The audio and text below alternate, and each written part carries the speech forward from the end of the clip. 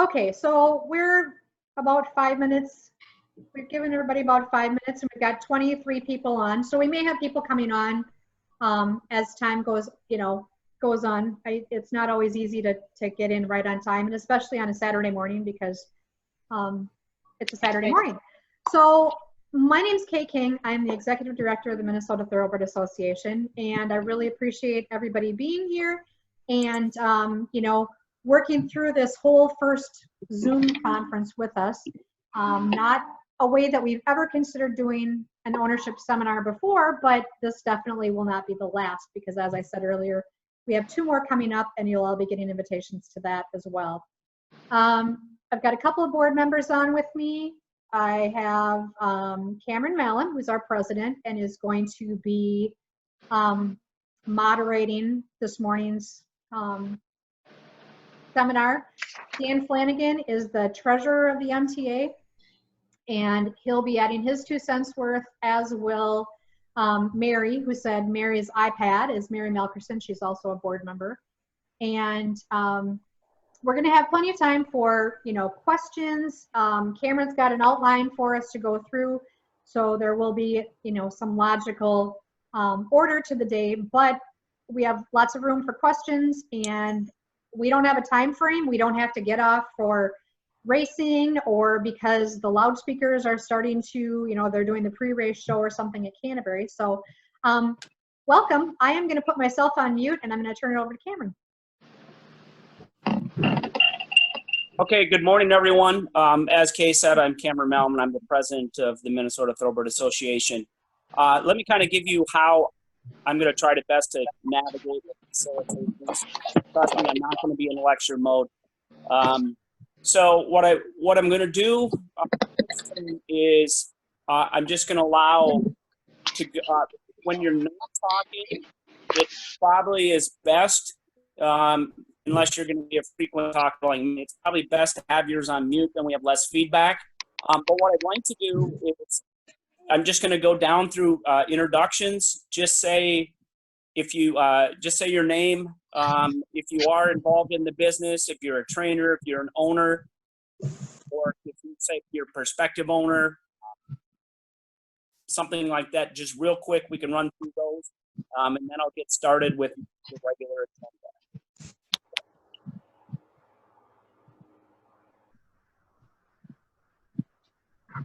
So anyone else can just jump in, say who you are, and what role you're in today.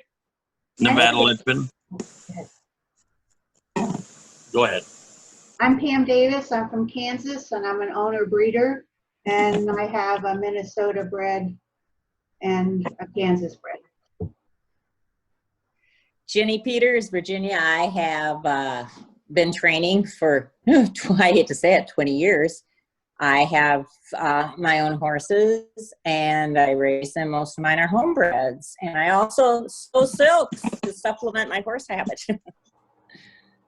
This is Richard and Beverly Neistat. We've been owners since 2015, and I heard rumors that the agreement with Mystic Lake has been extended. Maybe Cameron can talk about that.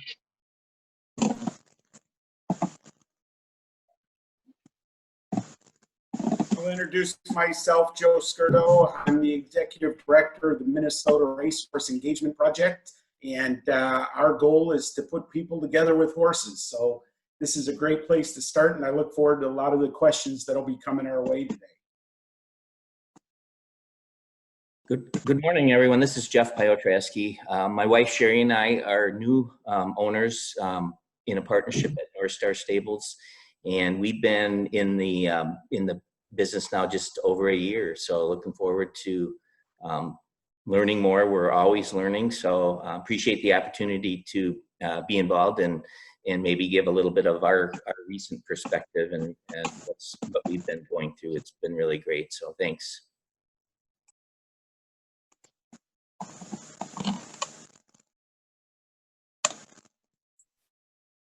Hi everyone, my name is Justin Revak.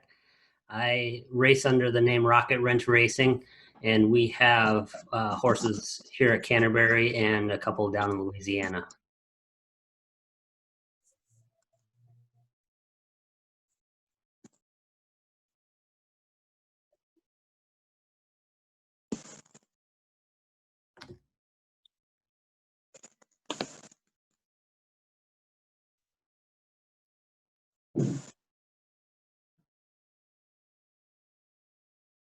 Dan, why don't you go?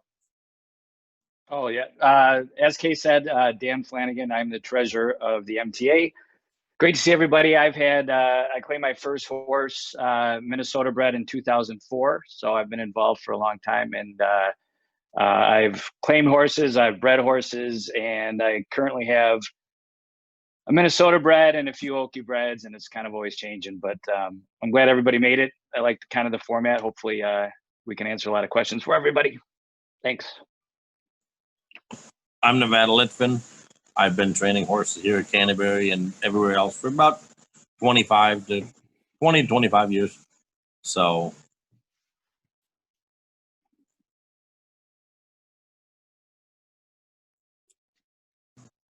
And Lori, we already got an intro from you.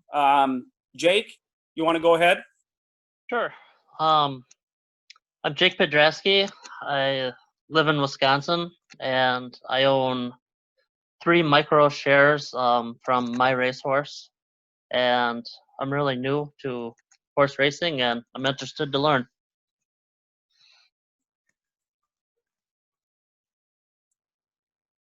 Okay. Vicky, you want to go ahead? Good morning, everybody. This is Vicki. Sorry, I'm going to give you a little update. I'm a member of the Minnesota Thoroughbred Association. I'm breeding horses and also have one running at the track right now. So anyway, I'm just here to learn a little bit more about what I can do to make my career successful. So thank you so much for your time, Dan. Great. Okay, next I see Justin.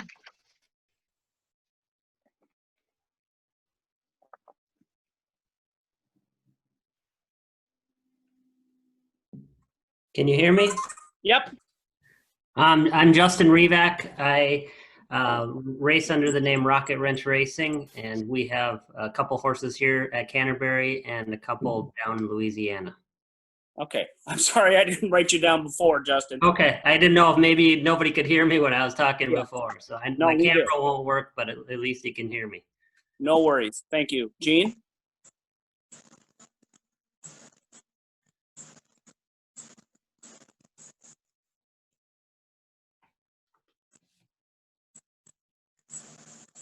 Gene?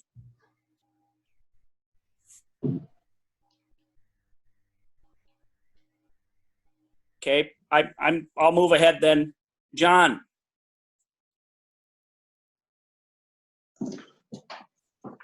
Hello, I'm John Creasel. I am not an owner, but interested in the business, so I am here to learn. Okay, Rachel? Good morning. I'm Rachel Ide. We have been owners, thoroughbred owners since 2013. However, there's always something new and something to learn. So I always pick up lots of tips. Okay, thank you. Kimberly?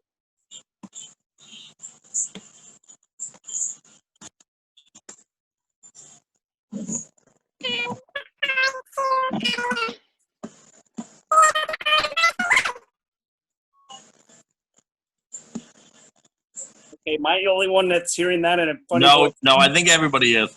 Okay. I thought it was a cat. I actually did too. Either that or the chipmunks. Yeah. Okay, we'll move on from there. Next one, I don't see a name, but I see the 651490 number.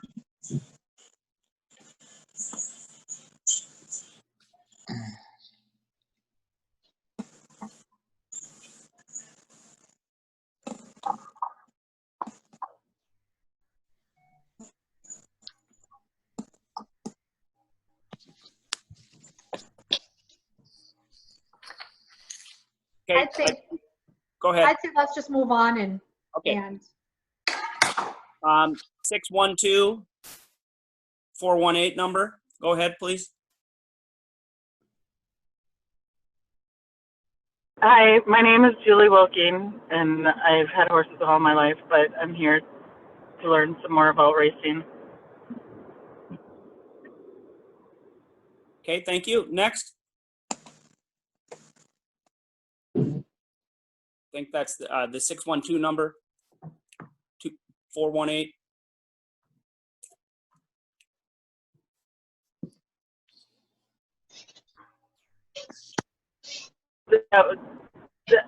Mine is 612-418. This is Julie Wilking. Oh, okay. I don't know. Thank you. It's the one before that. Yeah.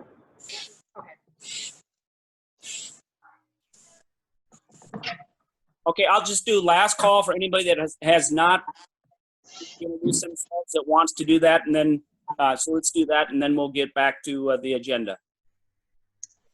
This is Kim Heitens. Am I still a chipmunk? Nope, you're good now. Cool. No, Tim, we can hear you now. Good morning, everyone. I'm a breeder, and I have had horses at the track as well. And I grew up racing at Barnum, just like Nevada.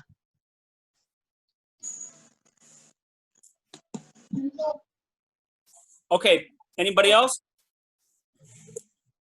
Okay, thank you very much. Just kind of want to do that so people have an idea of variety of perspectives and where we're at, and people that are in the game quite a bit in variety of roles. One of the first things that I have on the list here is that, and also kind of how I'm going to run this, like what Kay said before, is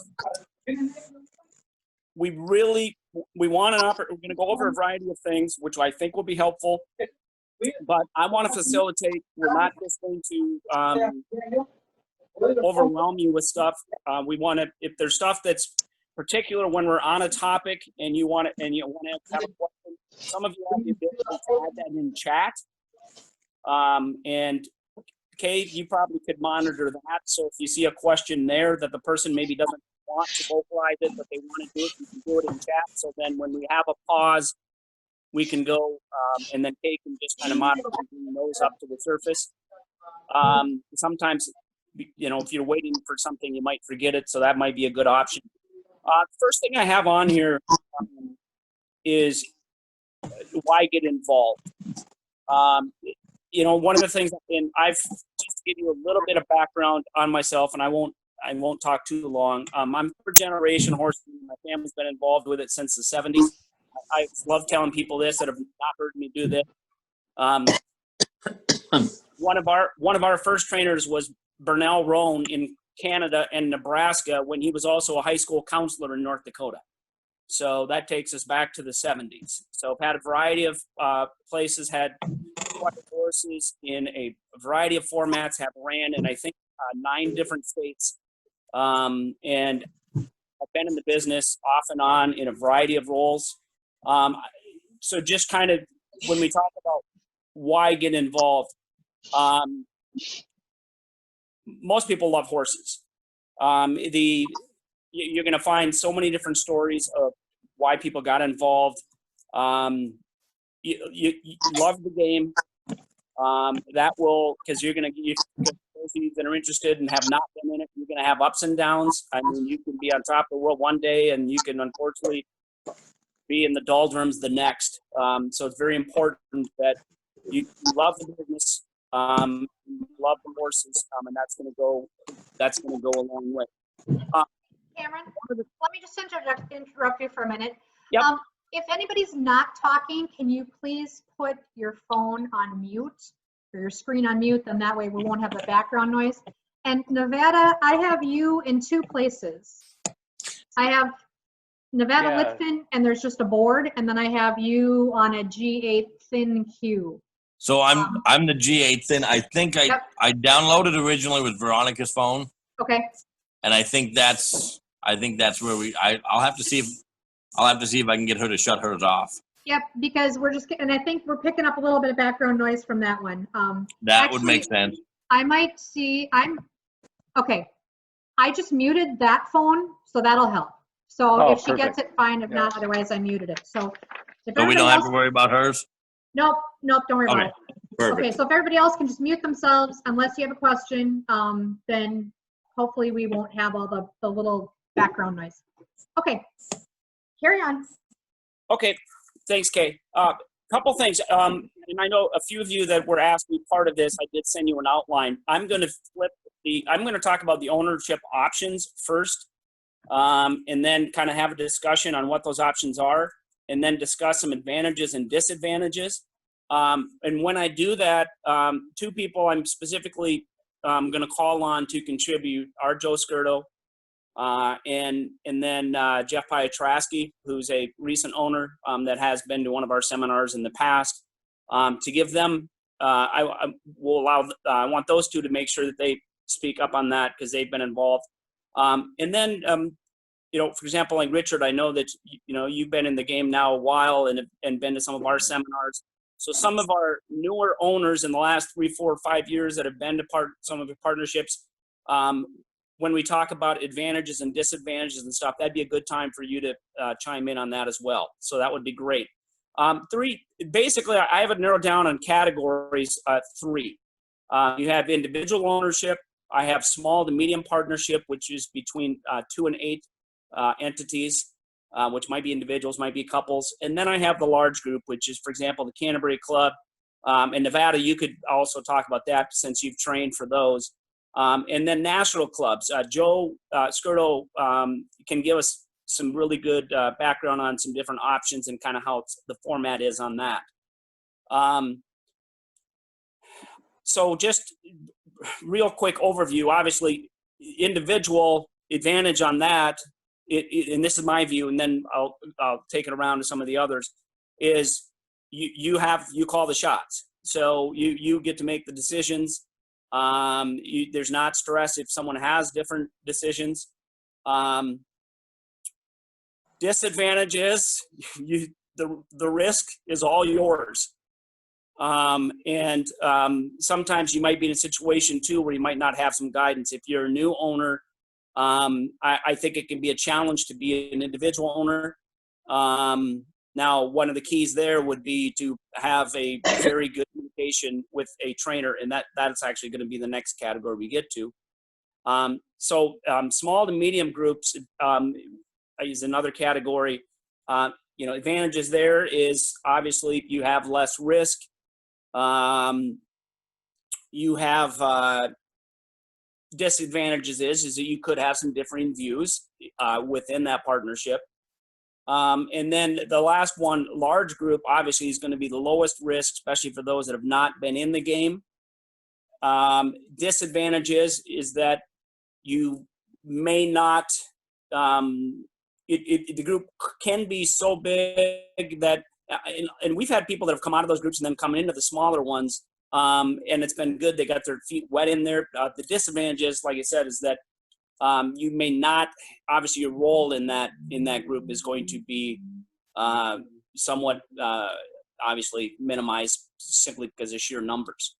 So let me do this. Let me call on Joe. Why don't you give us, so you can give us some more background on those options. If we have someone that the individual or the small group isn't likely to be something that works.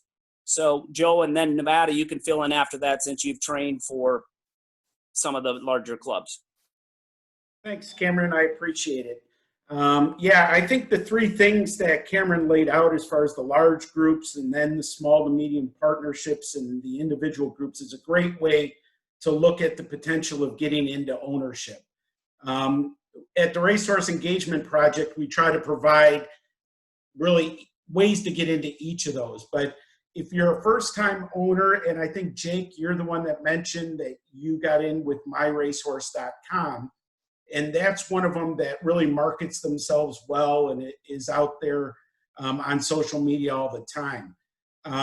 If you're thinking and you're a first-time and you want to be a first-time owner, these large groups can provide really some good experience, some education for you. Most of them are a single investment level. So some of them you can get in for $100, some, are 500. The Canterbury Racing Club was always right around $200 to $250 to get in, and there's no further expenses, which is really attractive to a number of people because they don't want to get in too deep, but they want to learn and have the experience. what I would say is a lot of these large groups and a lot of them that are put together, there's also a social aspect to them, which could be a lot of fun. People get together, you know, unfortunately this year has really thrown a wrench into things, but most of the times these groups get together at the track, they have social events, they go out and see the horses together, you make some new friends.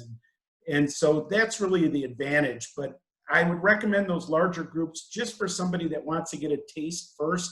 But your ultimate goal, in my opinion, is getting in with these smaller partnerships, because that really gives you more of a taste. You get to interact more, you get more decision making, and that's a great place to learn before you go out on your own, which hopefully is what most people end up doing. So the Racehorse Engagement Project, for people like John and Lori and Jake, what we try to do is look at some of these larger groups. We vet them to a certain degree to make sure that they are what they say they are, and we try to get some feedback from people that are in these larger groups, and then try to recommend them to the people that inquire. And out of the 50 or so new owners that we've had come in the last year, I would say, you know, probably about 35 of them have gotten into some of these larger groups as their jumping off point. So that kind of, right now we're working with groups like Wasabi Stable Ventures, or Wasabi Venture Stables, Empire, which is based right here in Minnesota, and Taste of Victory Stables is another one that we're working with, but myracehorse.com is out there, and there's probably a dozen others. So great place to start. I hope that gives a general overview, Cameron, and I'm certainly able to answer any questions somebody might have. Okay, any questions for Joe before we have Nevada contribute?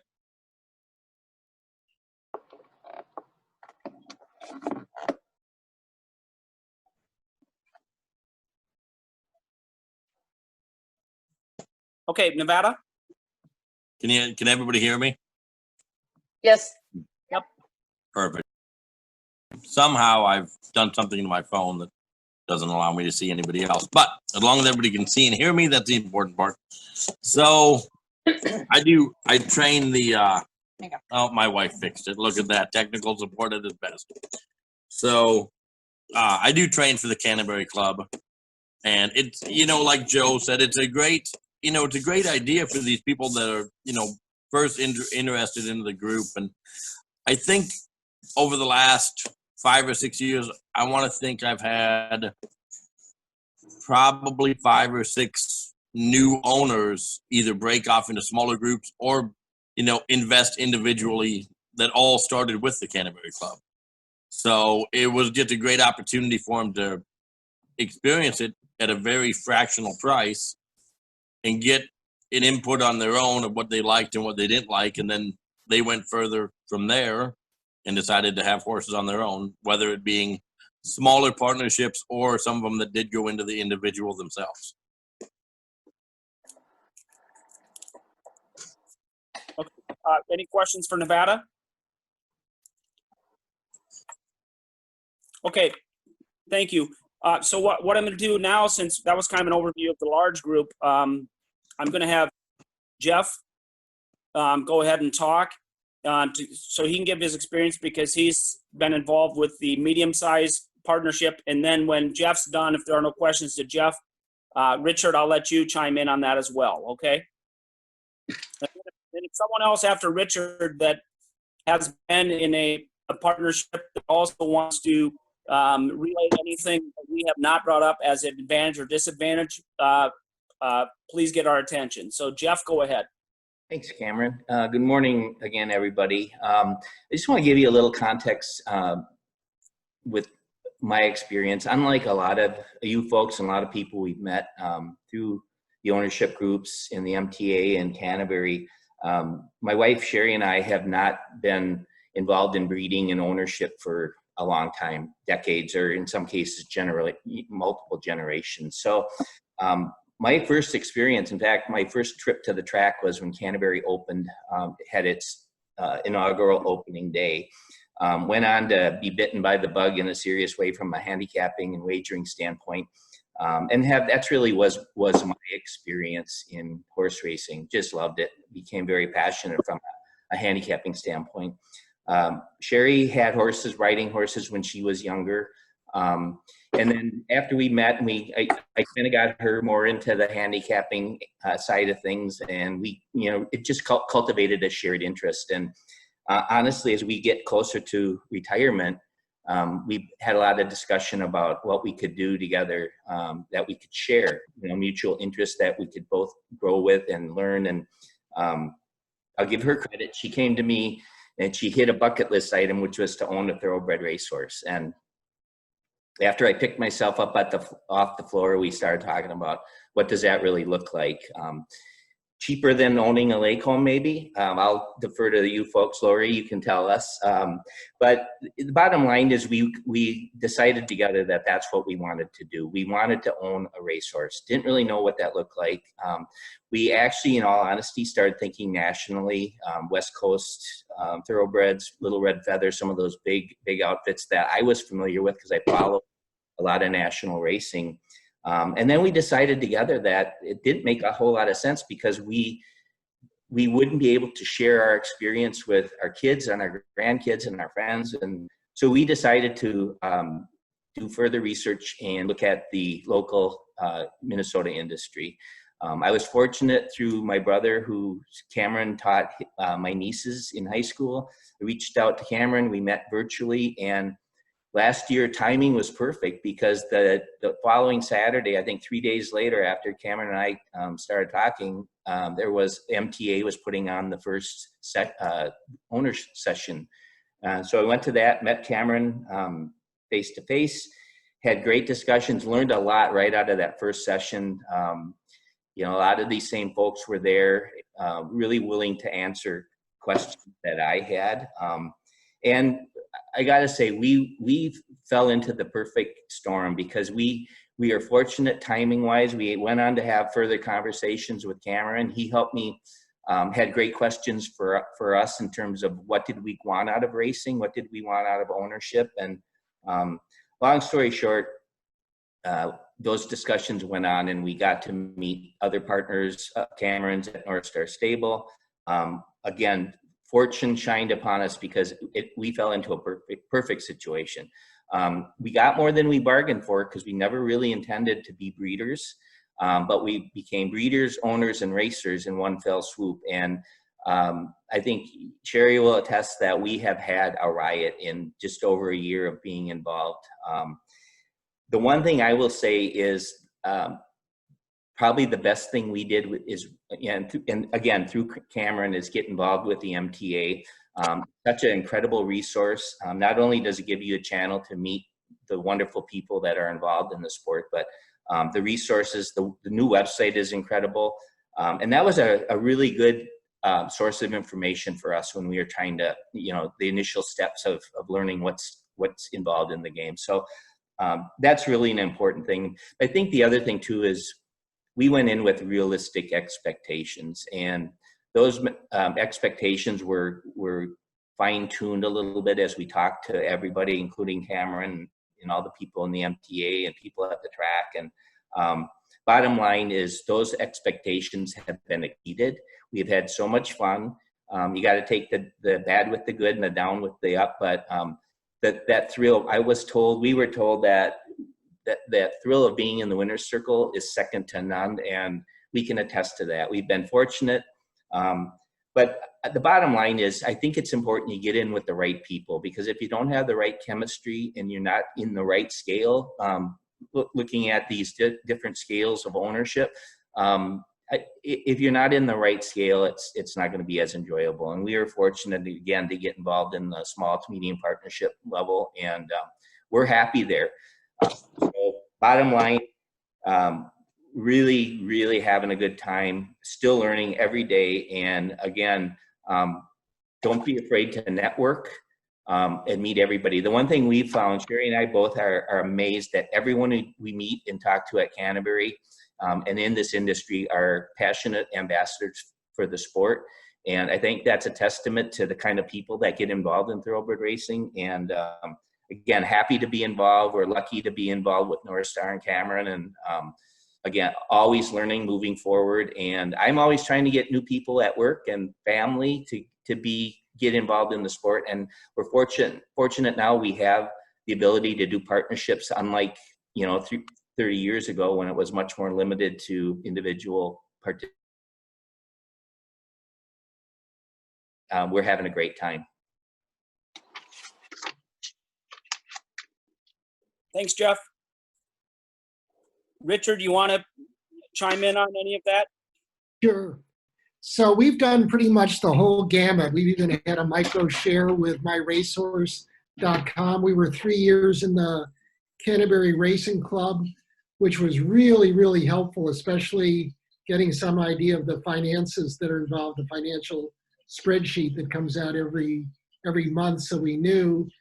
And then it took us 4 years to find a trainer that we really wanted to be affiliated with. And that's the biggest thing I would say, is find a trainer that you are comfortable with. Some trainers are better with babies. Some trainers are better with claiming. Some trainers do a great job, but they want to be left alone in terms of they just work with the horses and not with the owners. Other trainers are phenomenal in that they bend over backwards for the owners. So you need to decide what's important for you. My wife got involved with me, obviously, at the same time, and this has been the best thing we've ever done since we became empty nesters, for sure. So in terms of what we've done, and to answer Cameron's question, in the smaller partnerships, we did own one horse by ourselves, and now we know what risk with a capital R is. It was fabulous calling all the shots until we were losing money. Like, I didn't think it was possible to lose money that fast. So I kind of thought, I don't think we're going to do this again, because, if your first individual venture is positive, it's fantastic. But if it isn't, it isn't. So all of our other horse ownerships at Canterbury have been small partnerships. They've been anywhere from 2 to 4 people, including us. And they've always included our trainer, and that's worked out fantastic. Because one of the things is, who gets to call the shots? I hate to use that term, but with our trainer, if we own 50%, 60%, we still totally listen to her. If we own 10%, she will still listen to us, even though, obviously if it was a vote, we would lose. She considers our input. So I think, your relationship to the trainer, to the other owners, the small partnership is fantastic, because you really get to know each other. And in many of the barns, including of ours, you end up meeting virtually all the other owners in the barn. And so you can cheer on their horses, because obviously the barn has a lot more horses than we do, so they race more frequently. So I can't say enough about the small partnerships. If I had unlimited money, I might try the individual ownership again, but it's nice, just the camaraderie of having this. So that's what I would encourage. But I would say take your time. As far as getting a trainer, you can ask around. I know Cameron has some good names out there, and obviously Nevada knows all about the other trainers as well, besides him. So thanks for letting me talk. Yep, thanks, Richard. I'm going to segue to training and picking a trainer and get some insight from a couple of our trainers, but I wanted to give anybody else an opportunity for this first part on questions on ownership options, or any other current owners or previous owners that want to focus on something that hasn't been brought up or echo something that has there. So I'll pause for a second to have any other owners involved that want to contribute specifically on ownership options or questions that have come up in the first segment. Cameron, I'll chime in real quick. Just to talk about the partnerships versus being an individual owner, it's a hard game already. And so, you know, for me, I'd rather own 20% of 5 horses than 100% of 1. I mean, it's so, it really is a numbers game. And I think, especially when you're a new owner, having a 10% part of as many horses as you can do gives you a way better chance to be successful and kind of get that experience. When you buy one horse and it's your first horse, I don't know what the hit ratio is, and that horse doing really well, but it's probably pretty low, you know? And so for me, I've been involved in probably 14, 15 partnerships over 15 years, 3, 4, 5 people kind of thing, mostly people I know already. And we just have a blast, but we love spreading our risk out a little bit. And I find if we have 4 or 5 going, usually one of them is doing pretty well. You know, I think, so I think that's really important to try to spread it out a little bit if you can do that. Okay, thanks, Dan. Anybody else? Either Yeah, Cameron, I just wanted to say, you know, what we try to do at the engagement project is also try to put partnerships together. So as you can hear, there's a number of them out there that people may not. Cameron's got some, Dan's got some, and every trainer that you might be interested in, they can also help you get a partnership together. They may have current clients of theirs that are looking to partner on another horse, and you can get in that way. So, you know, there are the national folks. There's a number of local people, as well as your trainers can help you partner up with the right people that you'll enjoy owning horses with, have the same goals as you. And certainly that's something that we can help you with as well. I think Joe makes a really good point. You know, if you get involved in these partnerships and you get involved with people that you don't know or that aren't real good friends of yours or close with you, the amount of stress that'll incur is unbelievable, because when you get into these things, everybody has their own ideas, and you have to make sure that everybody works as a team and as a group, including the partners and the trainer and everybody involved. Is otherwise the amount of stress is just, it'll be unbearable, and it'll, you know, eventually it'll just be unenjoyable.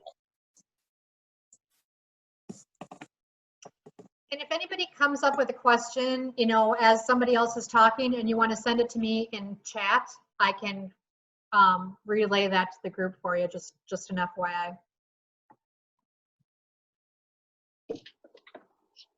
Okay, last call on either contributions from current owners or previous ones, or any questions before we segue to the next segment.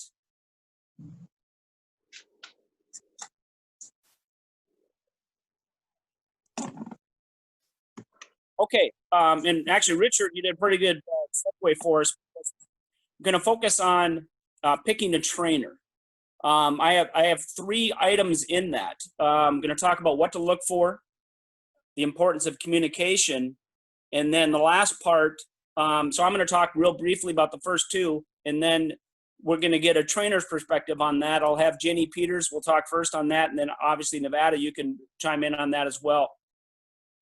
And then one of the things that has already been brought up is what to look for in a trainer. It's been brought up. You have to be with a trainer that fits your style. I've brought this up in the past. I knew some people that have young kids and they're young families, and they want to come out to the track and just have that experience.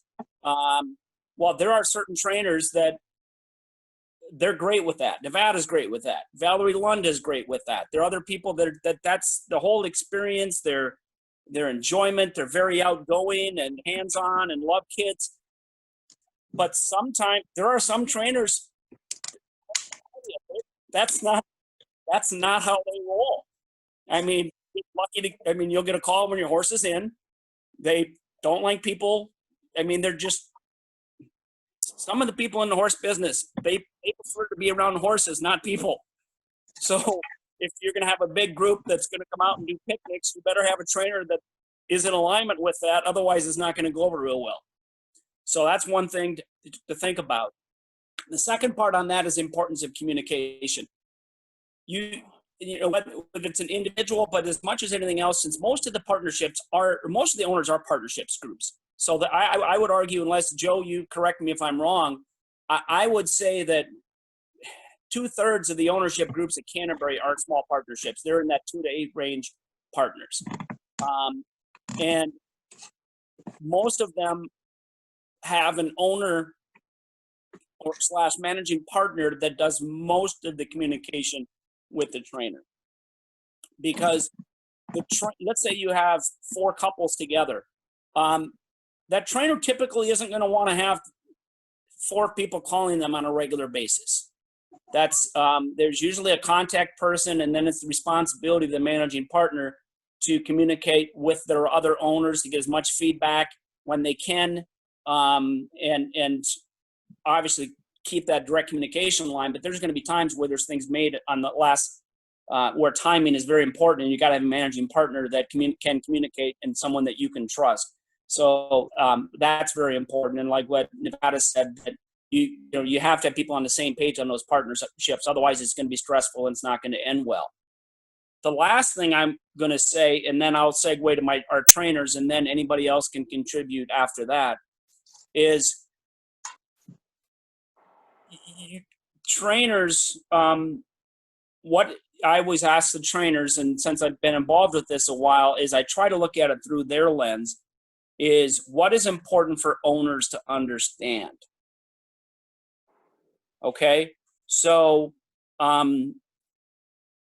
Jenny, I'm going to have you contribute anything that you want on the importance of trainer communication with the trainer, but also what advice from a trainer's perspective would you give any prospective owners? Okay. Well, like partnerships, trainers come in different sizes. I'm the most horses I've ever trained in the last 20 years is I had a barn of 20 one year. And this year I just have 3 of my own that I own solely by myself, which is a good for me for this year because I have other issues that I need to deal with. But it was very important to me when we first started out. I've had horses my whole life. I grew up with them. But when Canterbury opened, my brother-in-law got a thoroughbred from the Bensons, and the whole family kind of got into it. And then, boom, all of a sudden it was like, oh, we need a home for this broodmare. And we ended up, Tony Ringsdorf was my very first trainer, and I was very successful. I won 2 Minnesota stakes when we were closed. We won in Chicago.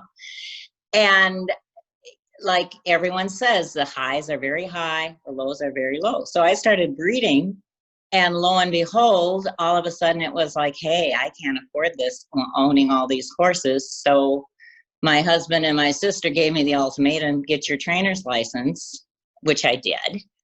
And I started out with a very small trainer. Tony and Carol were just starting out because Tony did his own riding. And as a horse rider myself, I wanted someone that could feel the horse or had that. And it's very, very important to check out what size barn trainer you're going to go into. And that will also have a lot to do with the communication and the communication style. And like you certainly did a good job, Cameron mentioned, yes, some people just don't want to talk to people. They just want to talk to horses and vice versa. So check things out thoroughly, because a smaller barn, you will get more attention. You know, it's like teach in a classroom. As a teacher, retired teacher, we know when you have a classroom of 40 versus a classroom of 10, the individual time and care you can get for the horse and for the person. Right now, we're in a real crisis situation for help at the track. And so it's very, very important to find a trainer that is able to find the correct help and have help, because that's probably one of my biggest challenges as a trainer. Anything else, you know, the trainer's style, and like you said, some are good with different fields of expertise, and the communication is the big thing. And it's real frustrating sometimes on the backside for trainers also communicating, and owners sometimes don't understand what happens as far as there's so many things that go into a race. Everything has to go perfect. And because of that, the best horse doesn't always win the race. Luck is a lot of it, but you know, for less than 2 minutes, it's hours and hours of work. So it's it's a challenge. I'm still know the challenge every day and learn something every day. So as an owner and a trainer and both, and have had trainers and doing it, it's extremely important to me to have good communication. I just can't say that enough. And also you need to be sure that the trainer that you pick has some horse knowledge, because they're, you know, not to deal with horses and with people. So briefly, I did that answer your question, or is there something else? No, I think that was good. Any questions for Ginny before we go to Nevada?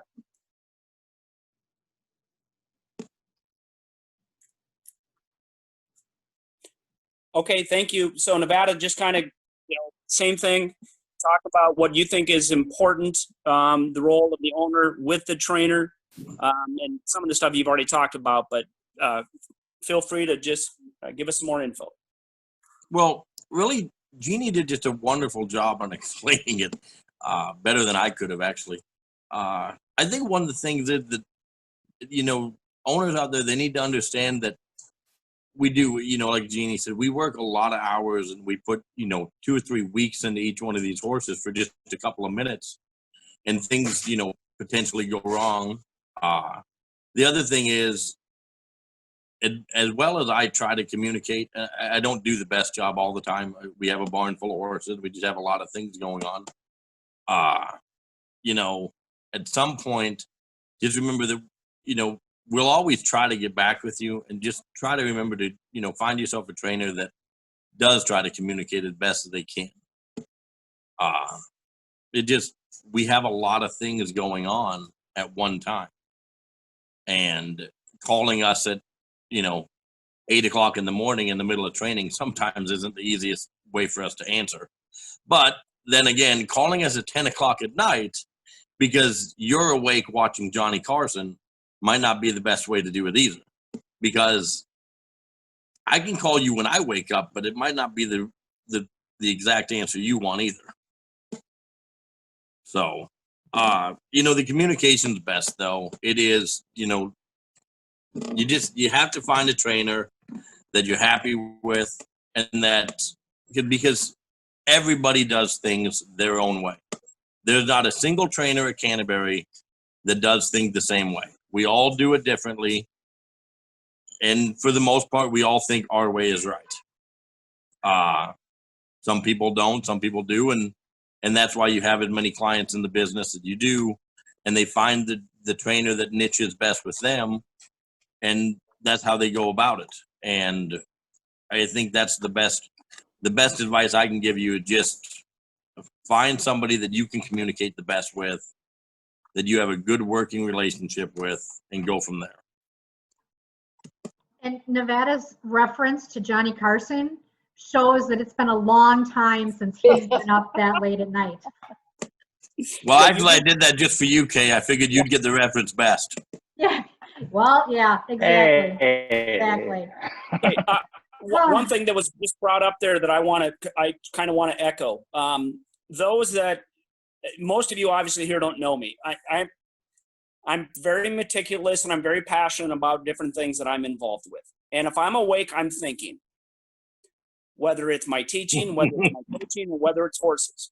And Jeff can echo the fact when he gets a text message at 7:15 in the morning, do you have time to talk? And I say, do you have a few minutes? And it's usually about 38 when we're done, because I'm always talking about those things. One thing that I have always subscribed to: vet your trainer, and then let your trainer train. I'd never tell a trainer how to train. I'm the owner, I'm not the trainer. And it doesn't matter if it was David Van Winkle, Bernal Roan, Valerie Lund, Mike Beeler, Nancy Sheehan, who had the trainers that I've had, and there's more on that list, by the way, but I don't need to go through that.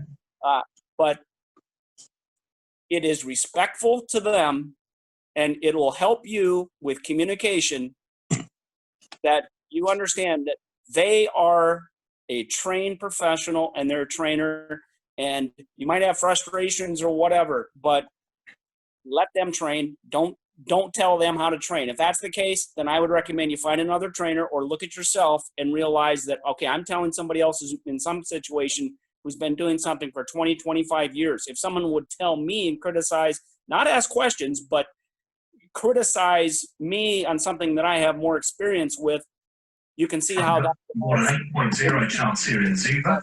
and communication. Travel for Ossie Murphy. So, any other questions on picking the trainer? Otherwise, we'll move to another category. So I would just throw in, from an owner perspective, that we owners need to be respectful of the trainers. A former trainer who was a good friend of mine taught me early on in the relationship. He said, remember, the trainer is putting more pressure on himself or herself to do the best he or she possibly can. And as an owner, you need to be aware of that and let them do their thing and understand they're working as hard as they can. Because I know there are some owners that they just seem to scream at the trainers, which is kind of crazy. So my 2 cents. And Cameron, if I can add on to that, just a bit, or just a little counterpoint to that also is, yes, I agree, but never be afraid, even as a new owner, to ask why. And that's how you can learn. Don't just blindly agree with everything, but ask the word why. And the other thing I'll put in is pay your bills. And that's something I think new owners, it's important when you get into this game that you understand that trainers have to pay bills as well. And one trainer explained it to me well. He said, when new owners ask, well, I might be a little late in paying this month. He said, well, I might be a little late in feeding your horse too. So you want to make sure that you respect their business, and I think that'll work out positively in the long run. And if anybody's interested, the MTA does have a list of trainers at Canterbury who are MTA members, and we're happy to share that with you. We don't recommend any particular member just because that's not something that we can do. But we do have a list. I think we have 17 or 18 trainers at Canterbury, and both Nevada and Ginny are MTA members and have been for a long time. And we appreciate that support. So if you're looking for somebody, we are happy to share that list with you. Yeah, one quick follow-up on Joe. I couldn't agree more, Joe. And that's why when I said before, I said, have questions, and you should be absolutely have a trainer that, because I've learned a lot from my trainers.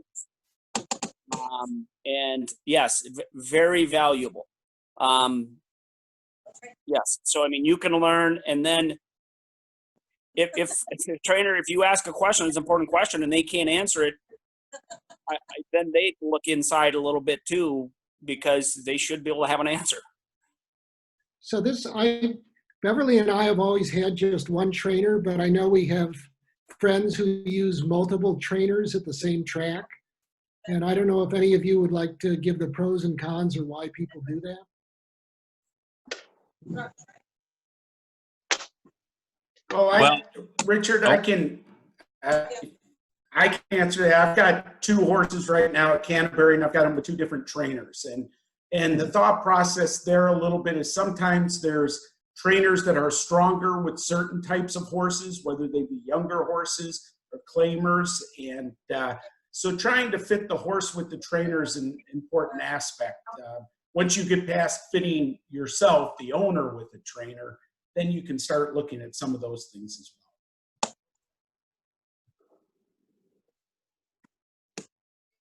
Yeah, Richard, one other thing I'm thinking about too is, some trainers after Canterbury go down to Oklahoma, and some go somewhere else. And if you have a Florida bred, maybe you want a trainer that's going to go down to Florida. Or if you have an Oklahoma bred, somebody that's going to go to Remington after Canterbury. So I think that does factor in as well, is what their schedule is like as they move on.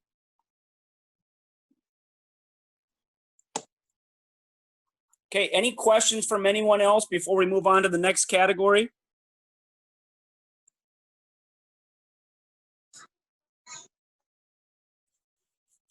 Okay, this next category will be kind of quick. I have two main areas left. I have options on it to acquire a horse, and then the last thing we're going to look at some finances and just general costs on there, and then we can obviously take any questions. When we look at acquiring a horse, so the most common way that people get involved as new owners is claiming a horse. First of all, I don't know what the number is. 80 to 85% of horses are claiming horses. And people say, well, what level? What does a horse cost? Well, it could be $2,500 or it could be $100,000 in claiming races. And so they're all over the map. Also can purchase them as yearlings or 2-year-old training sales. You can buy them privately. You can get involved in the breeding and do broodmare and raise them. And there are benefits. There are obviously, like anything else, there are advantages and disadvantages in any. The advantage in a claiming horse is you claim a horse, you probably can run it back in 2 or 3 weeks, and so you pretty much know what you got. Now the advantage is you could move it up. Disadvantage is, in most cases, you claim it at is, yes, people can. When I say move them up, I should explain that. You claim a horse for $10,000. Can you then, once you claim it, can you move it to $12,500 or $16,000 and be successful? If you can, that's great. I would say half the time you claim a horse for 10, it's gonna pretty much stay out there. But then, like I said, you're waiting a couple weeks and you're in the game right away. Yearling, obviously, that's going to take you a couple years. But a couple of advantages of the yearling sale, and I've had a little bit of bias on this, but I think it's off experience. I think your best chance to have a nice horse is buying it as a yearling. I really do, because you can see part of the physicality of the horse. But if you go back and look at it, the 2-year-old in training, if they are well bred, they look good, they move good, you better bring your pocketbook, because you're talking anywhere from $50,000 to $100,000. You can get it Keeneland or Fasig-Tipton or our sale. We've had a lot of horses that were sold for $5,000 to $10,000 in our sale that went $150,000 to plus $100,000, in some cases even more, off of our own sale. So you value-wise, now you have to wait a year or two often to find out where you're at, but then you also can pick who breaks the horse. And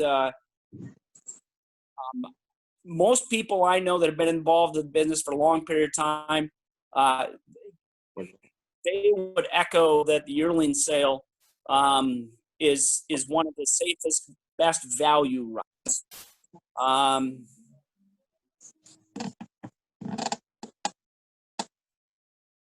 One thing that also to understand, to claim a horse, you have to, where it can be different from track to track. Now, one thing I want to explain real quickly on that in regards to claiming a horse with conditions, and our trainers and previous owners will understand this. What we mean by conditions is maidens, horses that have never won a race, only run against maidens. Then you have horses that are non-twos, so that have never won 2 races. Well, you can make good money running through your conditions. And often the value you can have, if you can find a horse that is you claim it as a non-2, is, for example, if that horse doesn't win that race and you claim it, well, you can go right back in that race. And then if you win in the next few races, you can go into the non-3. It's once you get beyond the non-3 race and there are no conditions, it really gets salty. And when I say that is, they're hard knockers. Everybody's won 5, 6, 7 races. Now, if you have one of those and it's doing well, that's great. But you can't it's, I mean, the only thing you can do then to find easier competition is to lower the price, which then you have a chance of losing the horse. But that's kind of the game. I'm going to let anybody else that wants to talk about the ways to acquire a horse, those that have done that, because I don't want to just be the sole speaker on that. Anybody else that wants to chime in on that, or anybody that has? I just want to add that the cheapest thing is the purchase price of the horse. That's the cheapest part of owning a horse. After that, it increases. And an old horse person told me that, and believe me, it was true. It's true. Jenny, I don't know, you probably can't see everybody, but there were a lot of nodding heads on that comment. You have a lot of people agreeing with you. Yeah, amen. Okay, thank you. We do have a yearling sale coming up. You know, maybe after your first time at a seminar, you're not ready to jump right in and pick up a yearling. But that's coming up August 30th. And I will send you all the link afterwards to our online catalog. But if you'd actually like to get a printed catalog, just send me a quick email and I will drop one in the mail to you. We have 51 yearlings in the sale. And you should really look at hip number 3.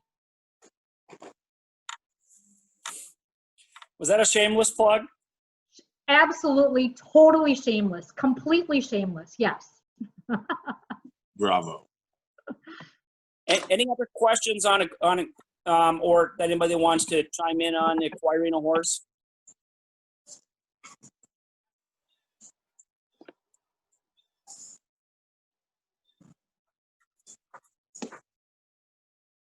Okay, if not, I'm just going to go to general finances to just kind of give you a round table or kind of an idea on that, and then we'll take any questions on anything. Now, Jenny brought up a good point. So if you get, let's say, hey, we're going to get four of our buddies together, and we're all going to buy a horse for $10,000. We're going to put $2,500 into the kitty. You're going to have to put more into the kitty than that purchase price. You need to understand that, like Jenny said, that's okay. That's the known part, and that's going to be often the cheapest part. However, one point I do want to bring up though is it does not cost any more to take care of a good horse than it does a horse that's not having success running. So what I'm saying is that. And I've had some horses that weren't very good, and fortunately I've had some that are good. And it doesn't cost any more to take care of an expensive horse. So you kind of understand that it's what you pay for it and stuff like that, but it's not more. General costs, okay, you need to understand that this range, this is quite dramatic. When we talk about in training, okay, let me give you Canterbury Park general range, and then I could widen that out a little bit from there. On average, I would say the average trainer at Canterbury is going to be between the range. I would say the low would probably be in the $50 a day, and up to the mid $80 a day for training bills. If I give you a number, I would probably say right around $60 to $65 a day. Okay? You're going to have some exceptions in those. Sometimes it's longtime friends that give you a deal, but that's kind of, so that 50 to 85 is probably the general range. So you're really looking at between $1,500 and probably $2,200 a month just in training bill. Okay? That does not, in some cases, that doesn't count supplements. That doesn't count when you pay for a groom to walk the horse up to the race, because sometimes trainers, that's built in, sometimes it is not. Vet bills, okay? These also can vary dramatically. What I basically, unless I have a horse that has some issues, I pretty much say that an average horse is going to be between $200 and $300 a month on a vet bill. Sometimes you have a horse that's just sound as the day, and you just pay Lasix and a little, phenylbutazone, bute, painkiller like Tylenol is basically what it is. So sometimes you might have a horse that's $100 a month. That's you get that. That's consider yourself lucky. I kind of budget between $200 and $300 per horse per month on vet bills. Some cases you have to do surgery on something. Now you're talking. I mean, it can be in the $1,000 a month range. But I would say the $200 to $300. So kind of the $5 to $10 a day. So then now you're looking at, when you do all that math, now you're looking at your training probably between training and vet bill, which is going to be 95% of your monthlies, is going to be probably in that $1,700 to $2,400 range a month per horse. Well, so then what do you do when it's out of training? Well, you got to haul it somewhere, and that can be anywhere from $500 to $1,000 depending on where you're hauling. Out of training, most places will probably be between $12 to $24 a day depending on where they're turned out. So you're really talking about probably anywhere from $450 to $800 a month to just have your horse turned out when they're out of training.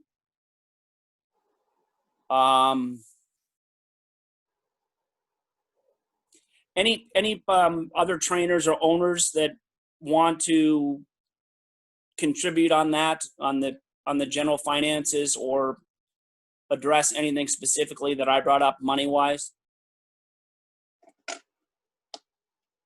I think we need to remember too that simple things like a shoeing bill and stuff like that too as well, Cameron.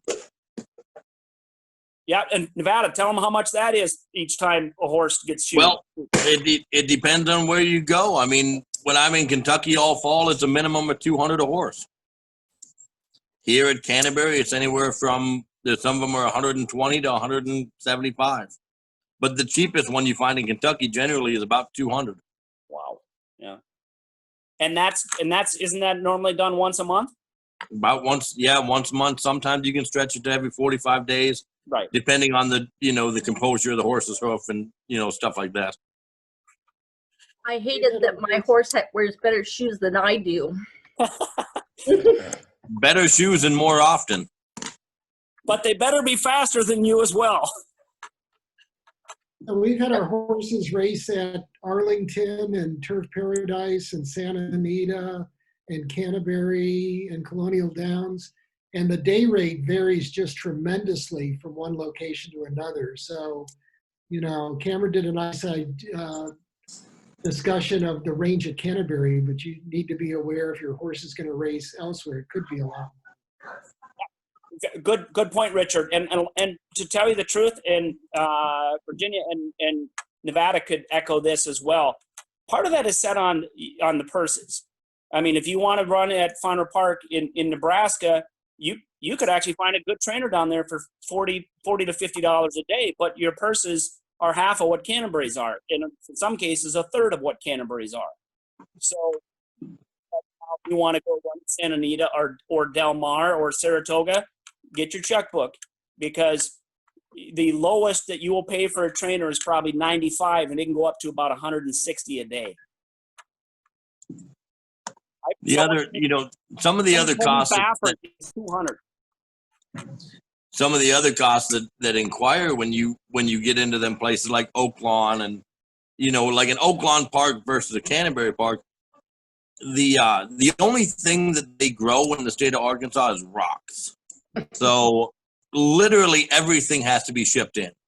That's why the price of training bills your feed, your hay, all of that is triple what it's going to be a lot of other places, because they produce nothing in the state of Arkansas outside of large purses. Where in Minnesota, you can go to a hay sale on Thursday, you can go to a farmer, you can go to, now all of that is, you can get it a lot cheaper, don't get me wrong, but you then have sweat equity involved too. So you have to be willing to go out and do it. But that, and that all depends. And I think that has a lot to do with the changing in the training prices. When you get somewhere like Canterbury or Delta Downs where they have walking wheels, when I go to Churchill and Keeneland in the fall, I have to have hot walkers. When I go to Oaklawn in the winter, I have to have hot walkers. But my stable in Houston in the winter, we have walking wheels. So, that all has to be changed as you go because, it just costs more money. I mean, I need more people for the same amount of horses at Oaklawn as I do for the stable that's in Houston. Nevada, explain to them what a hot walker is and why that's an added cost. Well, I mean, the hot walker is just an individual that comes in and walks each horse for, and each trainer differs. The general idea is probably about 30 minutes a horse. They get them out, they walk them, they help give them a bath after they train. Simple things like that. They might get them out in the afternoon and graze them and stuff like that. But, they're very much a necessity at these places that don't have walking wheels. Yep. I mean, I kind of like the walking wheel because I've never had any of them show up late. I mean, I just walk over, I turn it on, they just show up. It's a beautiful thing. Been to a lot of places where the walking wheel doesn't show up or shows up late. So, but yeah, so I mean, a lot of that's all factored in when you're factoring in the price of your day rate and stuff like that. For the most part, I actually couldn't tell you what I charge because my wife does all of that. She just does the bills and I'm happy to get my allowance. But all of that is based on how much it's going to cost us to take care of your horse while your horse is in whichever particular stable it's going to be. Your investment. Okay, any other questions or comments that anybody has? And I'll open it up to whether you can still question on some of the finances or anything else that we've talked about today. Hey, Cameron, this is Jeff. I just want to relate kind of where we had our eyes opened up. And it's part of the process of going from thinking about maybe claiming a racehorse, running one horse. But after we got involved with you and North Star, obviously we're in breeding and sorry about that. I got a little noisemaker in the background. Obviously with being involved in breeding, again, eyes wide open, right? Because when you're framing up your expectations, whether you want to just break even, it's important that the horses you have active and racing can support the brood mares, the babies, whoever else you might have out there on the farm, because it all comes down to a stable budget, right? So you do a really good job managing that overall cost, and we've been really fortunate to have some successful horses, but I think it really needs to be factored in when you start thinking about making that leap from just running a horse to getting into breeding and raising horses. So just wanted to kind of relate how our eyes are opening wider all the time, but it's been great.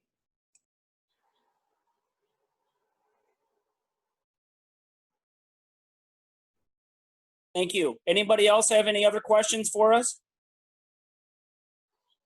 I just like to say it's important for breeders to enjoy some of the Breeders' Awards with the state programs.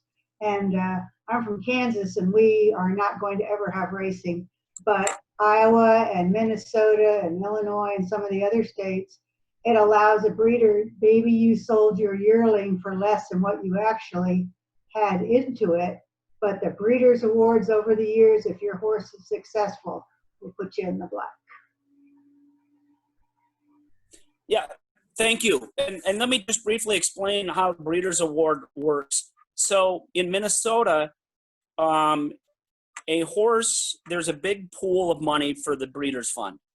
And anytime a Minnesota bred horse runs in the top 3 in a race, you are eligible for a Breeders' Award. So at the end of the year, I have all this money, and then it's divided into all the horses that have finished in the top 3, and then, well, it comes up as a percentage of the purse you won. Now, I can just kind of give you a ballpark because some states have a set amount. It's 10%, it's 12%, it's 8%. Minnesota does not have a set amount. It's dependent on the pool that's in there and the number of races. But I would say that our average has probably been right around 8.5% to 9% the last few years. So, you know, we've been fortunate with North Star Stables. We've ran in Canterbury 6 times this summer, and we've ran top 3 every time. So we have that. When normally the Breeders' Check last year was later than normal, but normally you get it in October or into early November. So we got like $4,600 last year in kickback from the Breeders' Fund. And, you know, there's some people that some of their stables, they, you know, if they have success, you win a stake race, I mean, you can get 5, 10, 15,000 back on that. So very good point. That Breeders' Fund is now, understand breeding is, I mean, that you think you need patience? Breeding is about patience, but I will tell you this. So when Jeff came in with us and I told him that when you have one of your horses in a winner's circle, there's nothing better. Well, there's one thing better, and Mary Melkerson, you can attest to this. When that horse in the winner's circle is one that you raised, that is the proudest moment that you have. You saw that little thing when it was born, and you had no clue what it was going to be. You had barn nicknames. You got scared when it did stupid things, and God knows what, and it grew at different times. And when that horse you raise wins, you cannot put a dollar figure on that. But it can take sometimes 3 years to get to that point or more.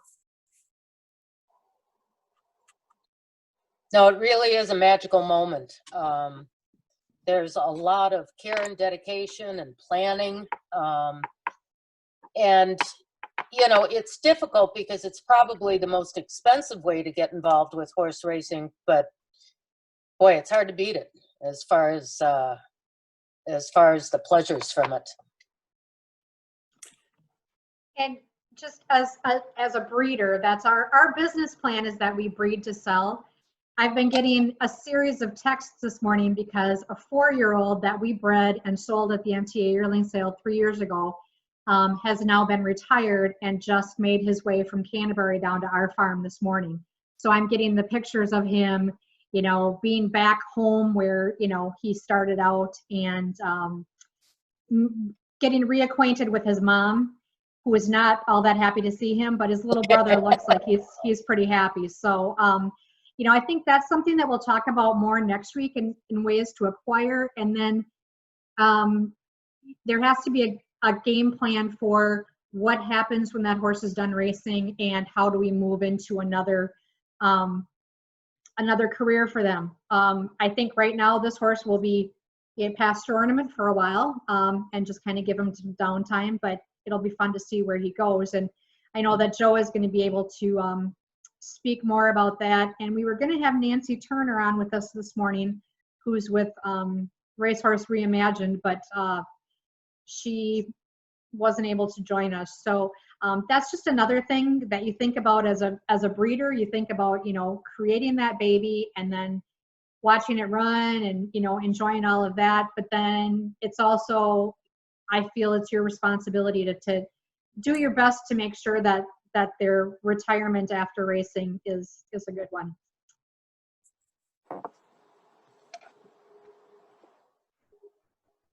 Do we have anybody else have any other questions?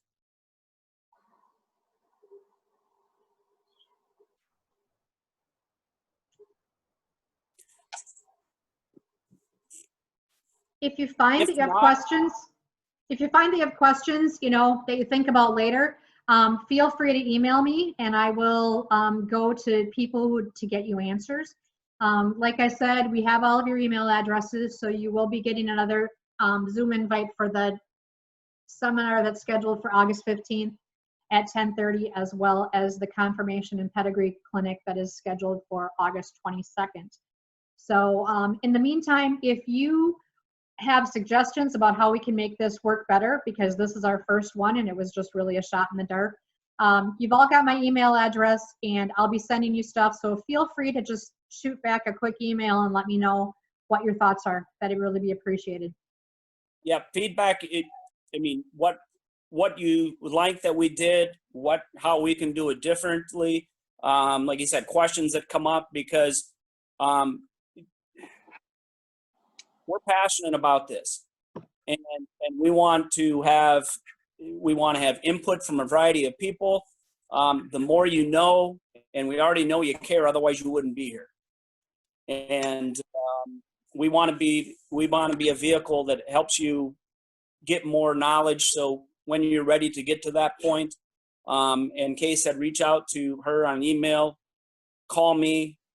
Those that know me, I'm not short on the ability to talk, so that's not going to be an issue. I just love the game, and any opportunity I can be to bring in good people into something that I love, we are available. All right. Well, thank you, everyone. It was great to have you join us, and I will look forward to hearing your thoughts.